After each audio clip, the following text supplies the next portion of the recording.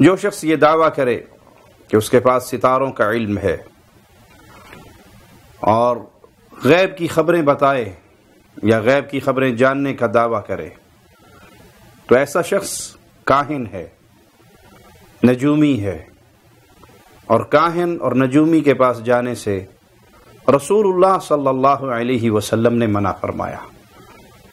اسی طرح بدشگونی لینے سے بھی منع فرمایا، اس معنی میں کہ کوئی شخص کسی جگہ کو منحوس سمجھے یا کسی آدمی کو منحوس سمجھے۔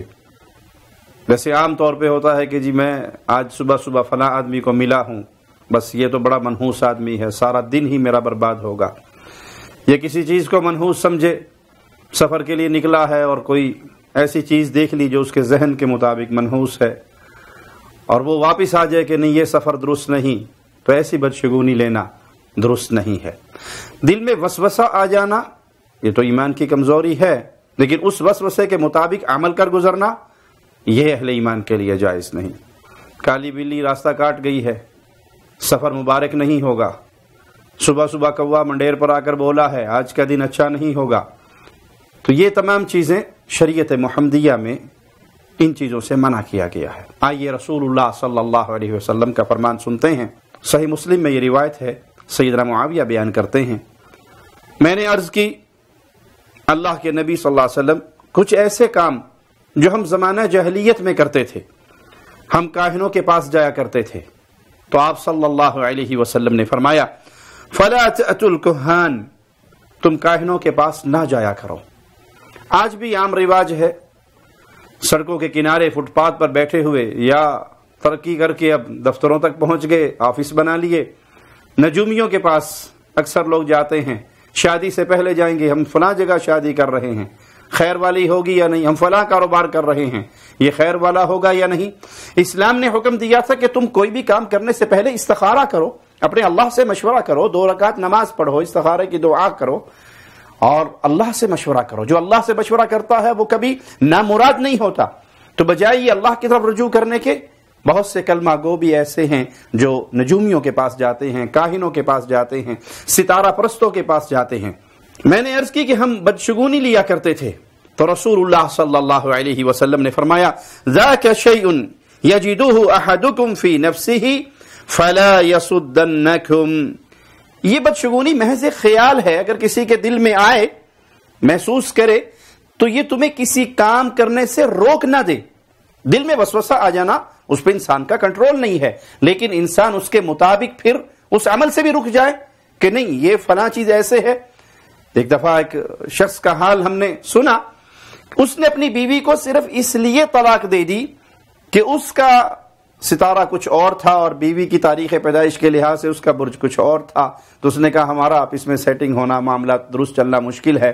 جو ہی اسے یہ شادی کی ابتدا میں ہی خبر ہوئی تو اس نے اسے طلاق دے دی۔ یہ ستارہ پرستی ہے جو اسلام کے اندر حرام۔ صحیح بخاری میں سیدنا ابو ہریرہ رضی اللہ عنہ سے روایت ہے کہ اللہ کے نبی صلی اللہ علیہ وسلم کے پاس 2 عورتیں جھگڑا لے کر آئیں اور اللہ کے نبی صلی اللہ علیہ وسلم نے ان کا جھگڑا سنا۔ ایک عورت نے دوسری عورت کو پتھر مارا تھا جس سے اس کے پیٹ میں موجود بچہ فوت ہو گیا۔ اللہ کے نبی صلی اللہ علیہ وسلم نے ان کی گفتگو سننے کے بعد فرمایا ان دیت ما فی بطنها غرۃ عبد او امۃ، عورت کے پیٹ کے بچے کی دیت ایک غلام یا لونڈی ادا کرنا ہے۔ جس عورت پر تاوان واجب تھا اس کے سرپرست نے کہا کہ اللہ کے نبی صلی اللہ علیہ وسلم اس کی دیت کیسے ہوگی جس نے نہ کھایا نہ پیا نہ رویا نہ چلایا؟ تو اللہ کے نبی صلی اللہ علیہ وسلم نے اس کی یہ گفتگو جو قافیہ ملا کر اس نے یہ گفتگو کی، یہ گفتگو سننے کے بعد اللہ کے نبی صلی اللہ علیہ وسلم نے فرمایا انما هذا من اخوان الکہان، یہ تو کاہنوں کا بھائی معلوم ہوتا ہے، اس کا طرز کلام، اس کی گفتگو کا سٹائل وہ کاہنوں جیسا ہے، وہ بھی اسی طرح گفتگو کرتے ہیں، تو یہ کاہنوں کا بھائی محسوس ہوتا ہے۔ صحیح بخاری اور صحیح مسلم میں سیدہ عائشہ رضی اللہ تعالی عنہا سے روایت ہے کہ لوگوں نے اللہ کے نبی صلی اللہ علیہ وسلم سے کاہنوں کے بارے میں سوال کیا تو آپ نے فرمایا لیسوا بشیء، وہ کچھ نہیں ہے۔ یہ نجومی، یہ کاہن، یہ غیب کی خبروں کے دعوے دار، یہ سب جھوٹ کا پلندہ ہے. یہ شیاطین کے پجاری ہیں، ان کے پاس ایک سچ اور 100 جھوٹ ملا کر پھیلانے والی کہانی ہے. وہ ایک اہل ایمان کا نوجوان ایک نجومی کو فیل کرنے کے لیے اور اس کے دعوے کو جھٹلانے کے لیے اس کے پاس گیا اور اپنا ہاتھ اسے دکھایا اور کہا جی یہ میرا ہاتھ دیکھیں اور میرا ذائچہ کھینچیں اور بتائیں مجھے. اس نے ہاتھ پکڑ لیا اور اس کی لائنیں دیکھنا شروع ہو گیا. تو اس نے کہا ذرا مجھے یہ سوچ کے اور ذائچہ لگا کے بتائیں یہ تھپڑ میں آپ کے منہ پہ ماروں گا یا نہیں ماروں گا. تو بجائے اس نے جواب دینے کے ہاتھ باندھ دیے اور کہا لگتا کو واپیاں دا منڈا کٹ اور جا کیوں میری روزی روٹی تلات مارنا ہے. کیوں اگر وہ دعویٰ غیب کا کر رہا ہے اور کہے تو مارے گا تو یہ روک لے گا تب اس کا دعویٰ جھوٹا، اور اگر کہے نہیں مارے گا تو یہ رکھ کے مارے گا تب اس کا دعویٰ جھوٹا. تو یہ خبر ہمیں رسول اللہ صلی اللہ علیہ وسلم نے دی. لیسوا بشیء، یہ کچھ نہیں ہے، ان کے پلے میں کچھ نہیں ہے. اور جاہل بے وقوف لوگوں کو ہم نے یہاں تک دیکھا کہ وہ ایسے نجومی کے پاس جاتے ہیں، ایسے کاہن کے پاس جاتے ہیں جس نے ایک بے زبان جانور رکھا ہوا ہے، طوطا پالا ہوا ہے، اور چند پڑیے اس نے اپنے دراز میں رکھی ہوئی ہیں، اور جو ہی وہ آتا ہے طوطا چکر لگاتا ہے اور ایک پڑی اٹھا کر دے دیتا ہے اور یہ اس کو بتا دیتا ہے تمہاری یہ شادی بیکار ہوگی، کامیاب ہوگی، ناکام ہوگی، کاروبار اچھا ہوگا. تمہیں اللہ نے اشرف المخلوقات بنایا اور بدعقیدگی نے تمہیں ذلت کے کس دلدل کے اندر گرا دیا. صحابہ نے کہا اللہ کے نبی صلی اللہ علیہ وسلم وہ بعض دفعہ ایسی بات کہہ لیتے ہیں جو سچی بھی نکلتی ہے.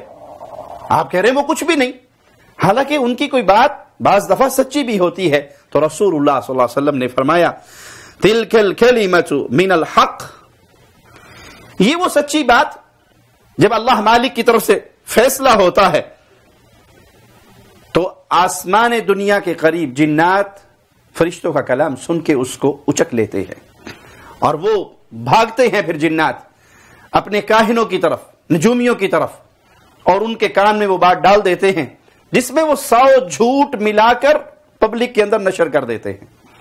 اب وہ پبلک 100 جھوٹ تو بھول جاتی ہے، لیکن کسی نجومی کی کوئی ایک بات سچی ہو گئی تو سال ہر سال تک اس کی خبریں نشر رہیں گی، مشہور ہوتا رہے گا اس نے فلاں دعویٰ کیا تھا اور وہ اس کا فلاں دعویٰ درست ہو گیا. بھائی اس کا یہ دعویٰ کرنا غیب کے امور میں کہ یہ ایسا کر لے گا، اس سال میں یہ ہوگا، فلاں سال میں یہ ہوگا، فلاں کی موت ہوگی، فلاں کی زندگی ہوگی، فلاں کے گھر یہ ہوگا، یہ اس کا دعویٰ دلیل ہے کہ یہ نجومی ہے، یہ کاہن ہے.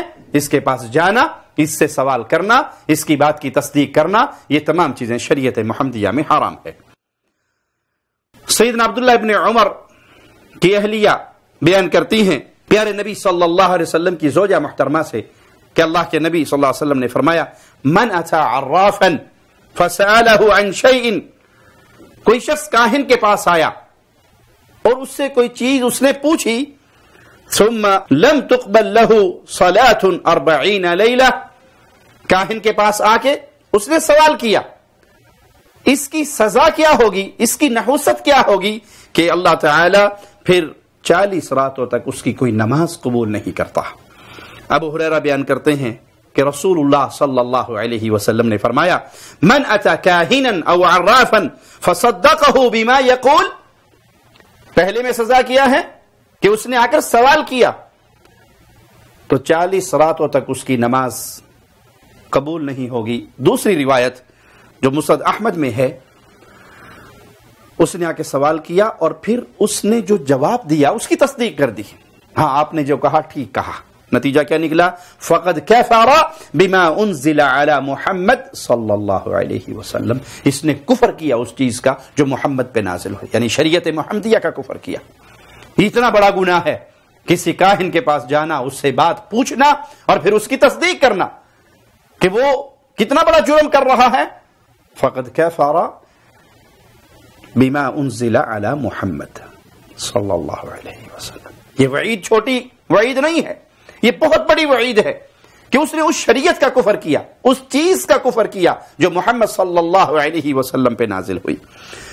ابو مسعود انصاری بیان کرتے ہیں ان رسول اللہ صلی اللہ علیہ وسلم نہا عن ثمن الكلب ومہر البغی وحلوان الکاہن، اللہ کے نبی صلی اللہ علیہ وسلم نے کتے کی قیمت اس کو حرام قرار دیا، شوق سے لوگ کتے خریدتے ہیں، کتے بیچتے ہیں. کتے کو خریدنا بھی حرام ہے، کتے کو بیچنا بھی حرام ہے، اس کی قیمت حرام ہے.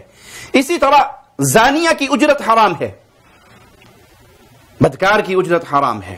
اور کاہن کو جو شیرنی دی جاتی ہے، اس کو اس سے سوال کرنے کے بعد جو اس کے پیسے دیے جاتے ہیں، اس کو بھی رسول اللہ صلی اللہ علیہ وسلم نے ان چیزوں سے منع کیا.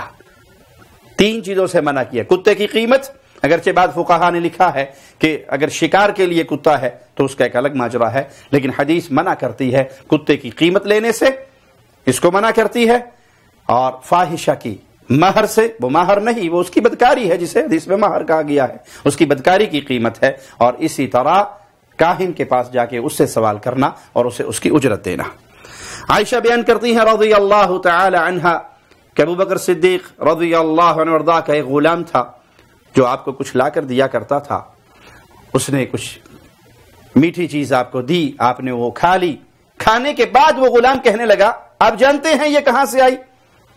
تو سیدنا ابو بکر نے کہا نہیں، مجھے نہیں معلوم.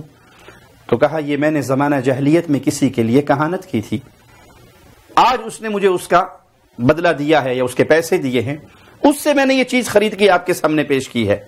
تو ابو بکر صدیق رضی اللہ عنہ وارضاہ انبیاء کی پوری جماعت کے بعد کائنات کی افضل ترین ہستی، خلیفہ بلا فصل، اللہ سے کتنا ڈرنے والے، اللہ کی محبت میں کس حد تک جانے والے. پتہ لگا یہ کاہن کی کمائی کی چیز ہے جو میرے پیٹ میں گئی. اپنے ہاتھ کو اپنے منہ میں ڈالا اور اس وقت تک اپنے حلق میں اپنے ہاتھ کو مارتے رہے جب تک پیٹ سے کھائی ہوئی تمام چیزوں کا اخراج نہیں ہو گیا. کہ ابو بکر صدیق کے پیٹ میں کوئی حرام چیز نہ جائے.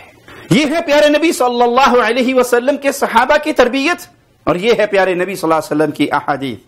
تو پیارے بھائیوں، ان نجومیوں کے پاس جانا، ان سے سوال کرنا، وہ شادی کے مسائل میں ہو، وہ کسی اور مسئلے میں ہو، اور ان کی باتوں پر ایمان لانا. جس طرح آج کے اخبارات کے اندر، سنڈے میگزین کے اندر پورا ایک پیج چھپتا ہے آپ کا یہ ہفتہ کیسے گزرے گا.